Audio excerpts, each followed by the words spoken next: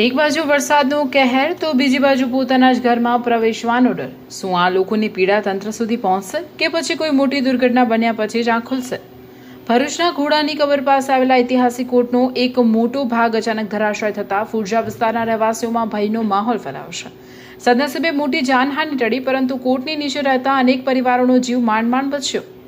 સ્થાનિકોના જણાવ્યા મુજબ ઘટનાના કલાકો બાદ પણ અસરગ્રસ્ત પરિવારોને પૂરતી મદદ કે માર્ગદર્શન મળ્યું નથી. સતત વરસતા વરસાદ અને કોટનો વધુ ભાગ તૂટી પડવાની આશંકાને કારણે લોકો સવારથી જ પોતાના ઘરની બહાર રહેવા મજબૂર બન્યા છે. નાના બાળકો, મહિલાઓ અને વૃદ્ધો વરસાદ વચ્ચે ખુલ્લા આકાશ નીચે બેઠા છે. સ્થાનિકોનો આક્ષેપ છે કે હજુ સુધી તેમની સ્થિતિની યોગ્ય રીતે કોઈએ નોંધ લીધી નથી. હવે લોકોનો એક જ સવાલ છે, શું તંત્ર સમયસર પગલાં લેશે કે પછી કોઈ મોટી દુર્ઘટનાની રાહ જોવામાં આવશે?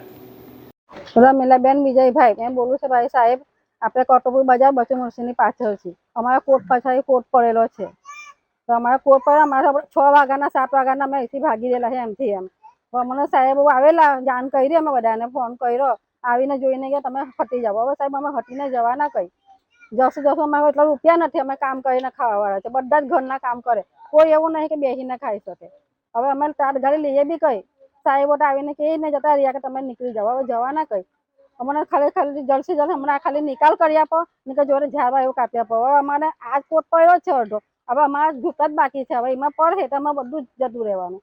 હવે જવાના જ કઈ સાહેબ? અમે તો જેવા કપડાં પહેરેલા એવા જ બહાર નીકળેલા છે.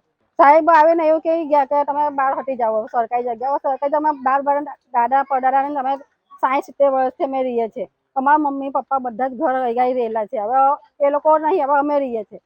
સાસુ સસરા બધા ગઈ રહીને ગયા, હવે એ બી ઓફ થઈ ગયા બધા.